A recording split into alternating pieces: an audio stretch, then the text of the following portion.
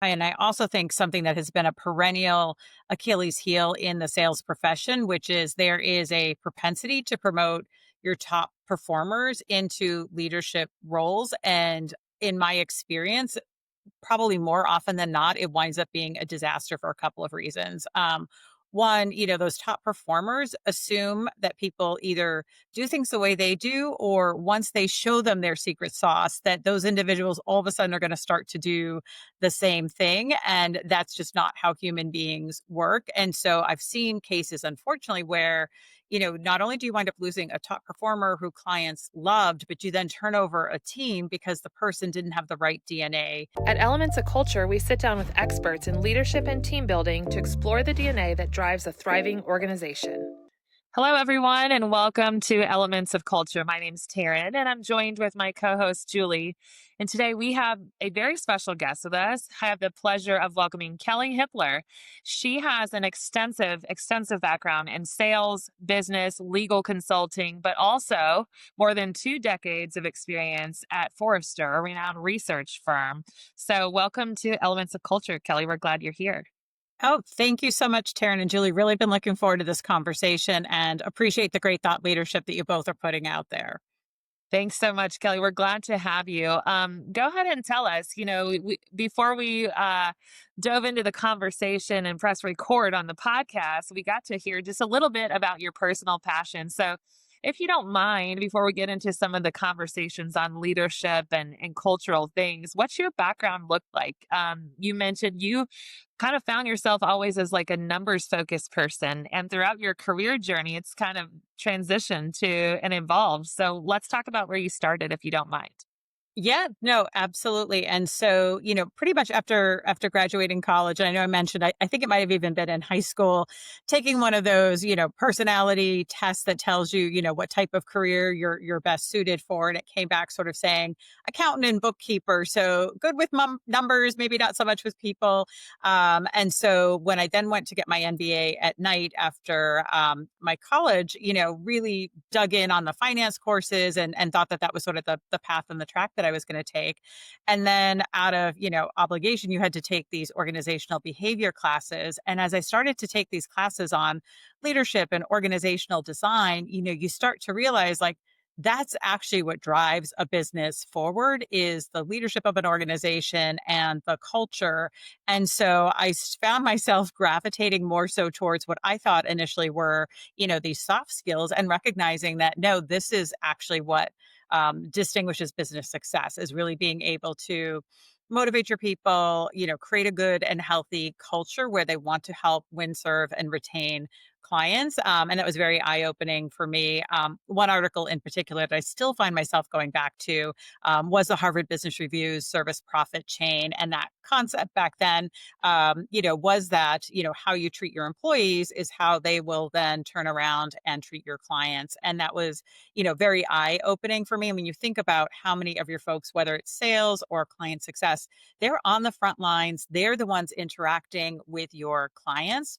And if they're not engaged, if they don't understand the vision of the company, if they're not bought into the values of the organization, what kind of experience are they then going to have as they interact with your clients? And so I really found there was a symbiotic relationship between those two things. And over the course of time, have just continued to try to work on honing my people skills. I will say there are some days where I still default to the numbers more so than the people. And that's where I think it's also great to build a leadership team with complementary skills who can also kind of help point some of those things out when, especially sometimes as a sales leader, you're just going way too fast. And so it really has been an evolution for me, but I have definitely found that, what I refer to as people-centered leadership is the best path to sustainable, profitable revenue growth for an organization based on my experience.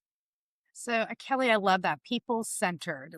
And so Taryn and I have talked to many leaders, and we always see that there's either focus on one or the other. And so we'll see happy employees, but we're still struggling with sales and client relations, and or vice versa, where it's all about the customer, and we see high attrition, burned out, employees. And so I love this aspect of, the correlation is there. And I think companies are starting to learn that. But my question to you is, you've been doing this for many, many years, been in the game a long time. Talk to me about how leadership has changed, because leadership looked a lot different 20 years ago and how leadership looks now. And how has it changed for you as you've gone through the corporate setting, and also you as a leader, how have you evolved in this understanding of, hey, there is this symbiotic relationship, and how do I lead my people well? Yeah, that is a great question, Julie. And I will say, one of the things that I have definitely learned is that, every individual is different. And so their needs are going to be different. And while that it can be a really daunting task, if you think about a leader, right, you don't want to think that everybody's a snowflake and I have to get to know each person and what motivates them. But you really do need to get to know your team if you really want to be able to build that type of culture. And I think if we look at the workplace now, where depending upon the company you're in, you have as many as 4 or 5 different generations working together who have very different expectations, experiences, and needs that you really do have to take the time to understand and invest in learning what do they value, what motivates them, so that you can help provide a path forward. And again, even within generations, like it's not cookie cutter, not broad strokes. But I do think really taking the time to get to know the people on your team is absolutely critical for being able to motivate them, and also understanding that needs are going to be different somewhat across, different generations. And for me, it's been a great education. I mean, I personally love the fact that some of the younger generations, the whole you need to put in your hours or pay your dues, and people are like, no, I want to be compensated for the work that I'm doing. And they have a voice and they care about, is the company I'm working for being a responsible steward, and helping the community to be better, whether it's through the product that they sell or, just giving people the space to participate in community things. And so I think there are some great things that are coming with some of the younger generations in the workforce that, if we actually embrace and can tap into, can create a better work experience across the board for all employees.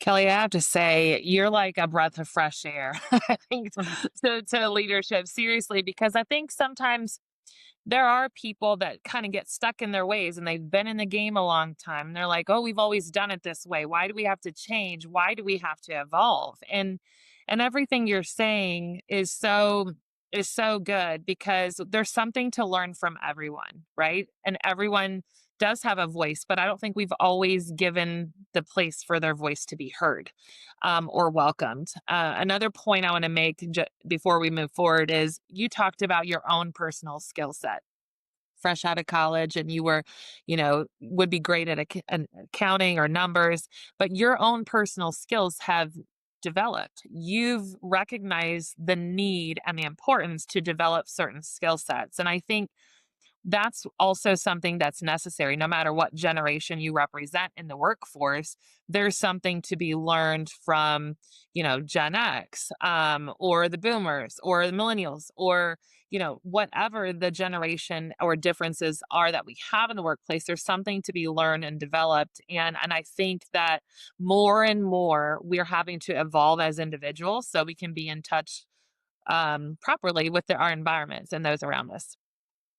Yeah, no, I completely agree with you, Taryn. And I think the old sort of command and control and sort of top down communication really just doesn't work anymore, or at least doesn't work as effectively as maybe it did at one point in time. And so, while absolutely, when I'm running a sales team, we have, our monthly global sales call, our sales kickoff, and there, is that messaging around, here's the mission for the year, here's why we're doing what we're doing, and here's how we're going to get there. But I think it does need to be balanced with having communication coming from the field to leadership. And again, going back to the service profit chain, right?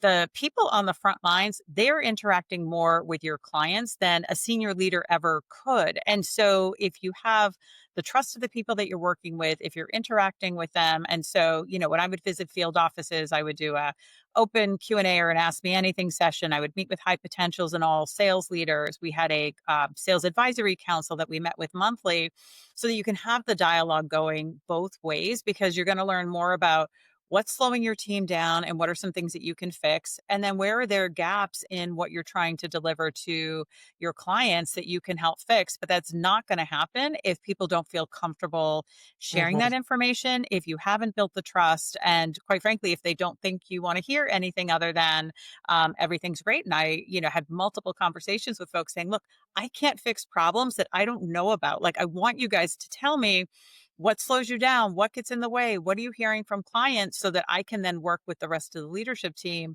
to try to fix it. But you have to have that two-way dialogue. And I don't think, certainly when I started my career, not to date myself, but that's just not how things worked. It was, a lot more command and control versus conversations. And we're all here to meet a collective goal of serving our clients, growing our business. And with that sort of rising tide does lift all boats.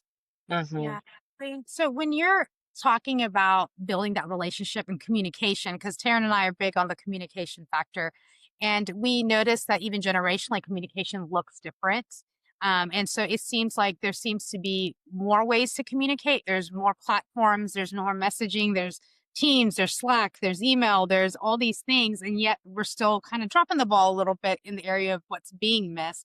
But talk to me a little bit about how communication has changed. And also, I think in the word that keeps coming up constantly is, transparency and authenticity in the way we Yes. communicate. And so, like, we always talk about, like, okay, this is corporate jargon. Say it to me in English, right? Like, we see email and we're like, well, somebody break this down. Can somebody break this down in English and send it to me? It used to be an ongoing joke on our team.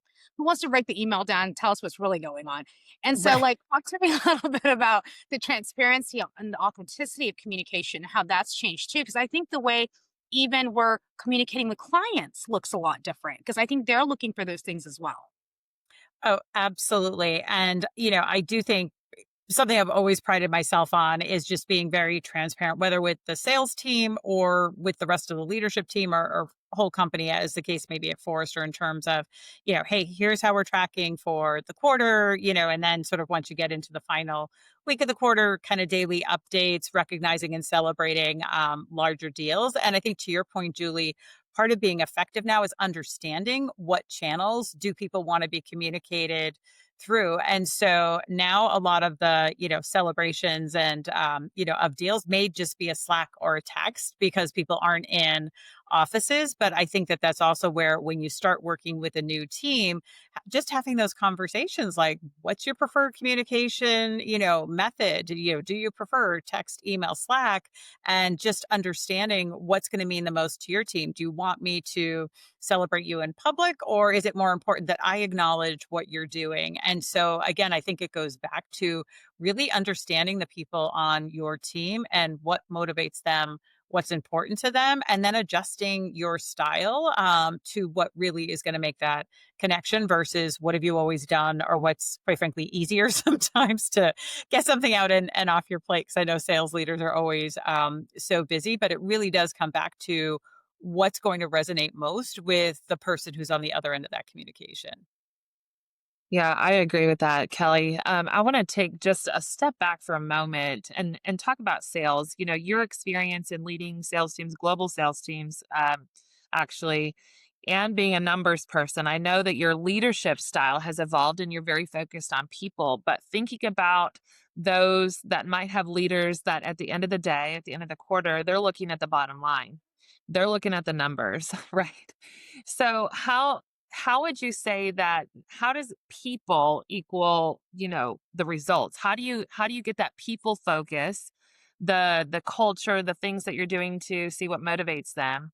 What are some tangible things do you think, in your experience, that kind of translates to the results that maybe some of the C-suite wants to see as they're looking at the bottom line?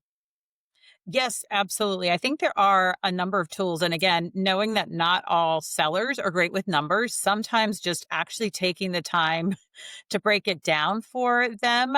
So, one of the things we used to roll out at the start of every year is just a simple pipeline calculator. So I always refer to quota rollout day as the worst day in a sales manager's year, because no matter what you do or how fair you think a plan is, there's always no one's going to be happy with you. And I used to No, tell my teams, if you're you're gonna all hear a if you're lot. all equally unhappy with me, then I've done my job. Because, and so, but what we tried to do to help people get over that, because I would also see some folks just swirl for and lose time around, like, I don't understand where this number came from. I'm never going to get there. And so we actually built a calculator that helps people to break it down to, based on your retention rate, based on your win rate, based on your deal size, how many opportunities do you need to put into your pipeline on a weekly basis to get there? But then the other thing we did was we set up a second column to say, what's your personal goal for the year? So is it to be 105%? Do you want to qualify for winner circle? Do you want to be the top rep in the company? And so the calculator did the same thing, but for that goal. And a lot of our managers would then focus on getting that person to their goal, not just their quota. And in most, if not all cases, that was higher than the quota. And so that really helped to motivate. And I think, some of our better leaders understood, like, who are the people who didn't understand, like, hey, if you get this deal over the finish line, you realize you're going to make X, Y, or Z in commissions. And sometimes, sales reps do need that broken down for them. So I think it does sort of go back to what is somebody's goal, or you could have somebody who wants to get promoted. And so making sure they understand, in order to be considered for promotion, because this is one of the things around consistency that I put in place. Like, you had to beat your plan in order to be considered for a promotion. Like, we weren't just going to promote someone to give them a bump in pay, because I wanted to be confident that with that new role and the new quota that was going to come with it, somebody was going to be successful. So I think there are a lot of different tangible ways, but it does come back to what's important to that individual. Is it a promotion? Is it to be recognized? Is it a certain, dollar amount on their W-2 that they're looking for? And then you sort of can adjust it. And tools like a pipeline calculator, as simple as it sounds, just saying 2 net new opportunities a week, like, that's what you got to be shooting for between now and the end of October. And if you do that, and all other things being equal, you will get to your plan. And so sometimes people do just need that big number, that annual plan, to be broken down for them, and then they can start moving forward and can activate. Yeah, I love that because I think it's practical and we can set it up. And it's also meeting people. And I think we talked about this yesterday, Taryn, where everybody learns and processes information differently. Hmm. And so if you can meet a sales person on how they're processing the information and what makes sense, it clicks, the light bulb goes Yes. off, and there's a clicking that happens. And I think it helps. And before it was just this is the this is the bottom line, and you just got chewed out if you didn't make your quota. And it was hard to understand why it wasn't happening. And I think the clarity for people to be like, hey, these are tools that I need to help me be successful, makes people engaged and on board with the vision of what you're trying to do, because it sets the pathway for them. Kelley, talk to me a little bit about your your plan and also like how you develop leaders. We have a lot of young leaders who are getting into new CRO roles and new VP roles and things like that, and they have a team. And so let's say you're looking at a team. How are you looking at, okay, who am I developing? How am I developing as a leader? Like, what are the attributes you're looking for? And just someone like you who, a personality test tells you, hey, you should be an accountant. And you're like, Yeah. hey, I probably need to do something with my people skills here. And so kind of developing yourself in these places you're weak. What are you looking for when you're developing leaders? And and what part does a person play in that, and how much they want to meet you at the table with that as well? Yeah, that is a great question, Julie. And I also think something that has been a perennial Achilles heel in the sales profession, which is there is a propensity to promote your top performers into leadership roles. And in my experience, probably more often than not, it winds up being a disaster for a couple of reasons. One, those top performers assume that people either do things the way they do, or once they show them their secret sauce, that those individuals all of a sudden are going to start to do the same thing. And that's just not how human beings work. And so I've seen cases, unfortunately, where not only do you wind up losing a top performer who clients loved, but you then turn over a team because the person didn't have the right DNA to manage. And so I have been very blunt with some of our top performers who wanted to go into leadership and said, like, that's great if you want to do it. But number one, you have to be prepared to make less money out of the gates because you're one of our top performers in the company, right? You're into OA land. And you are now, if you become a leader, you are putting your W-2 in the hands of other people. And you need to be comfortable with that if you're going to be successful with this. And then really need to focus on folks who want to help others to grow and develop because it really is about, the sunshine is no longer on you when you're a leader. It's your job to put the sunshine on your top performers. And I think for folks who are used to getting all of the accolades, that can be a huge transition. And so one of the ways that we used to actually tried to ferret this out at Forrester was we had an emerging sales manager program that we would run annually, and sales leaders would nominate high potential folks who were interested in managing.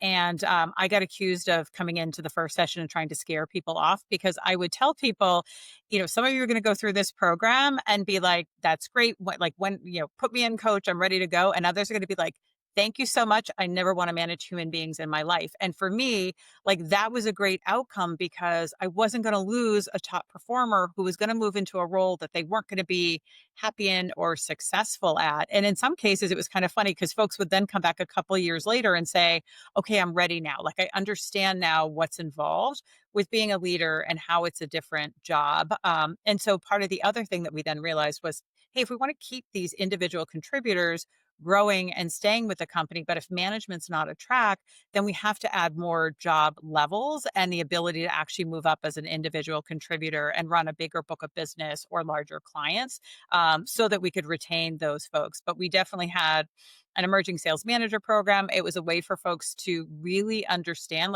you're going to be doing, pipelines and, running team meetings. And this is what your day is going to look like to make sure that folks are ready to make that jump, and make that commitment there. But then what was great about it was then when we did have an opening, we had somebody who had been through our curriculum already. We also would have our top folks. So our best leader on pipelines, would do that particular session. So we rotated through a bunch of different sales leaders. It was a leader led program, and folks would be much better equipped and really understand what is this job going to entail from day one versus getting into it and being like, what did I just do? This wasn't what I thought leadership was. I thought they just sat around all day and, chit chatted or, whatever vision a sales rep has of what their leader does or doesn't do. They're like, oh, what did I just do? And so we really wanted to be, again, I think it goes back to that transparency.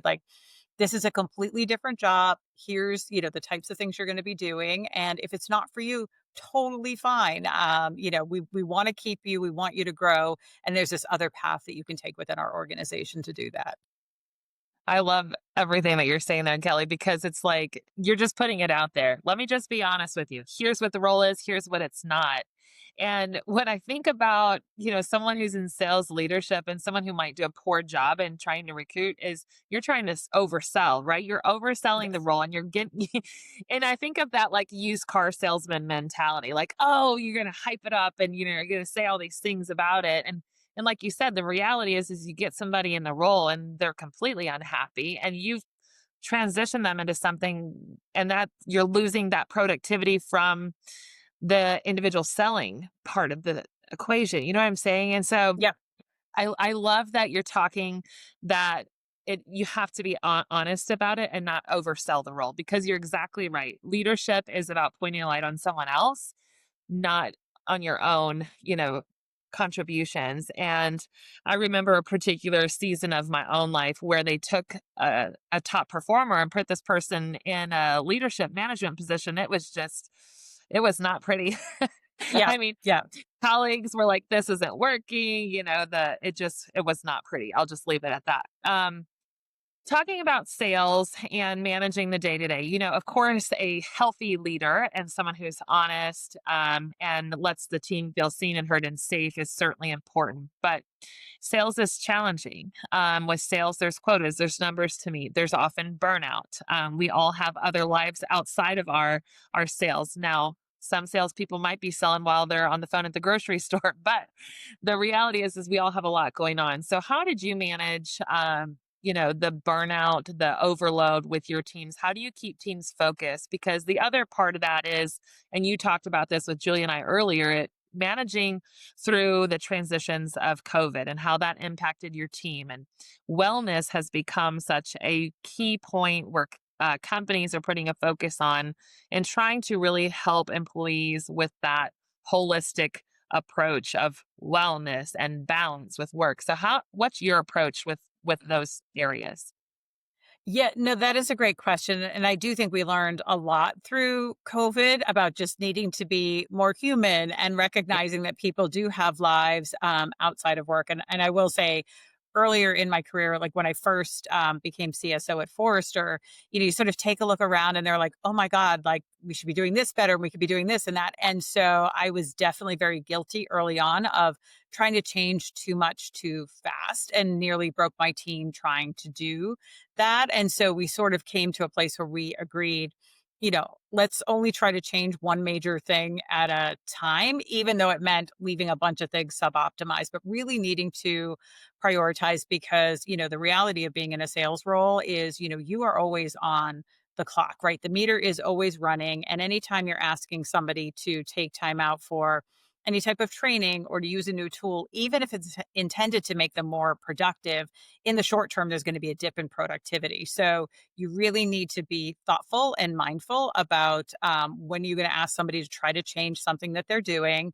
And you have to be confident that the ROI is going to be there because otherwise, a lot of it does just become noise and people get stressed out. And I think that's also why, a lot of technology tools over the years that well-intentioned, CSOs or CROs have gone out and procured because their teams asked for it.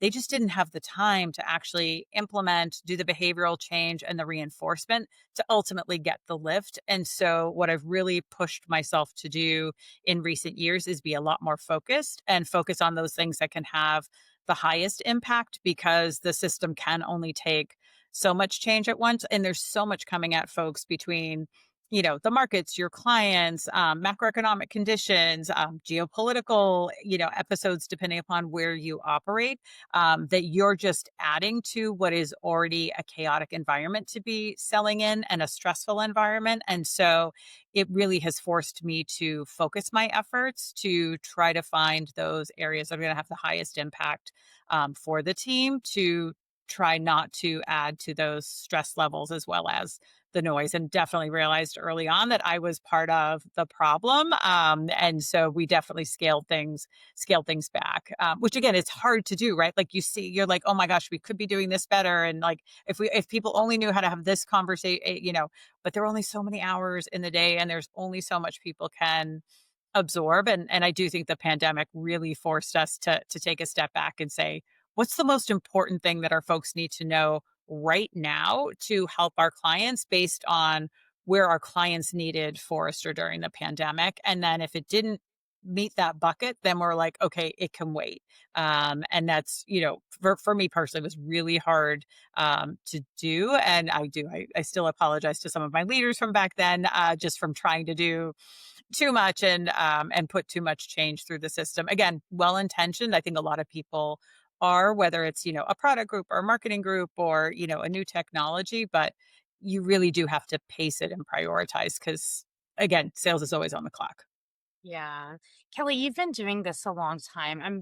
And sales has changed the way we do sales, the way we communicate, even how we lead our teams, but how we even talk to our clients. What are you predicting is going to happen in the next 5 to 10 years in sales? I see AI is coming up and it's creating some capacity for our salespeople so we can focus on the clients. But how do you see it happening? Social media is changing. Like there's a lot of changes happening. Are you seeing any shifts? And with generations coming in and we're selling to different generations, right?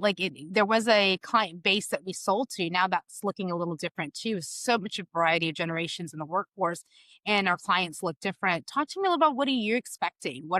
Or are you expecting anything? Yeah. Do you just take it day by day? But I would love, because you've been doing it for so long and nobody predicted COVID, obviously, but you did what you had to do. But I would love to hear what your forecasting looks like for the next 5 to 10 years and what, sales leaders need to be expecting or should be prepared for. Absolutely. And so what I am envisioning, Julie, is that, sales teams will grow at a slower pace moving forward because the tools will help with a lot of the back end work that is, quite frankly, not productive, not enjoyable. So whether it's, helping to pull presentations together, doing research, I think using AI tools to help with role plays and coaching are all things that will free up more seller time to be able to make sure that when they actually are in front of a client or a prospective client, they can have much more impact. And so I think it actually raises the bar on the need to be able to connect with somebody in a way that is personal, to earn their trust, to make sure you understand, like, what does their company do and how is your product or service actually going to help them solve a problem. So I think the bar is going to get raised on needing to have those types of conversations, but I think there's going to be a lot of technology in a supporting role to help people to do that, hopefully more effectively than they're even doing it today. And I will say, I think some of the communication skills are some of the things that some of the younger generations may need some help with, just based on some of the text messages I get from my sons. Like, complete sentences are a good thing. Generally in our daily proof of life text, as my kids call it, an emoji or a single word is okay. But actually being able to communicate with buyers in a way that speaks to their language and demonstrates you understand their business and what they're trying to accomplish is going to be really important. And I do think it's going to raise the bar on sellers.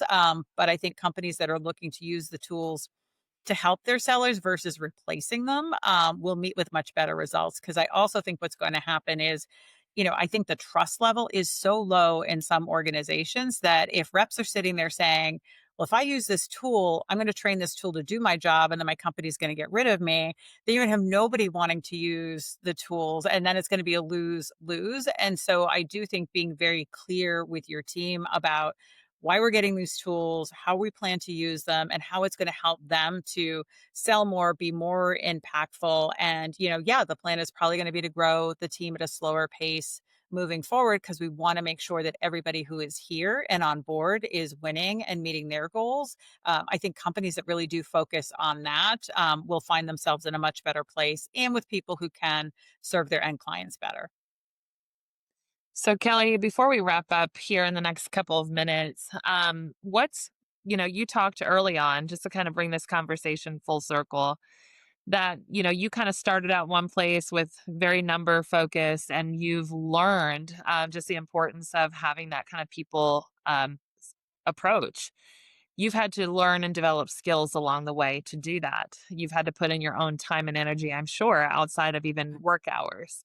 So, talking about where things are going in the next couple of years, what's like a skill set or, certain things that you might be even focused on for your own personal development in this upcoming season? Yeah, I really do think just everybody being focused on being lifelong learners is just going to Yeah. be so important for workers, human beings in general. I actually was chatting with a leader last week who said, our folks are really tired. We've been through a couple of M&A, and they want to know when the change is going to stop. And I said, well, it's never going to stop. Like, it's a constant. And so the goal isn't to tell them that it's going to stop, because it's not. It's about how do you help them navigate it? And I think one of the best ways to do that is to just try to build that resiliency, and encourage folks to be lifelong learners. And I do think this is also a place where leaders leaning in and using the tools yourself, showing that, I read, I listen, like, here are some things I'm seeing, or I heard this on a podcast or an industry event. So that your team knows that I don't have all the answers and everything's changing.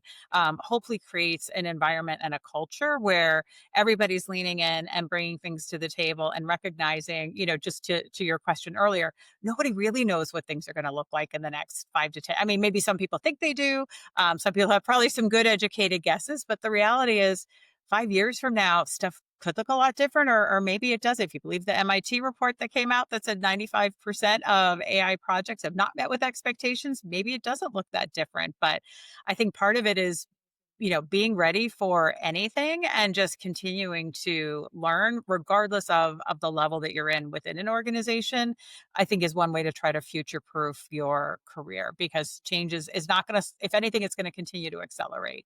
And so helping people to get through that when you're dealing with human beings that are wired to not want to change, it's a tall task that we're asking of leaders. And so part of it is just embracing that challenge and figuring out how you can help your team through it.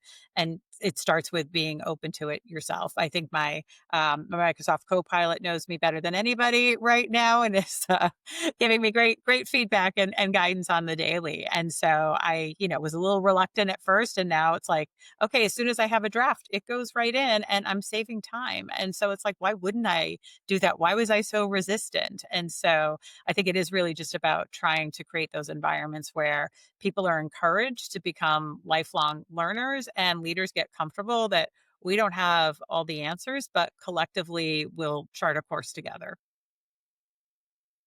Yeah, that's so good. I think remaining flexible, right? And adaptable Mhm. to environments and constantly learning. I think that's what can propel anyone forward is just being in a place where you're okay with change. And I know that change is never comfortable, but being okay to learn new things and navigate the change. Well, Kelly, thank you so much for your insight, for sharing your experiences with us. And love your approach on leadership and just cultivating that culture within teams. I think is so valuable. And we're so appreciative to have you and your time here on the show today. Oh, well, thank you both. Really appreciated it. Yeah. Thank you, Kelly.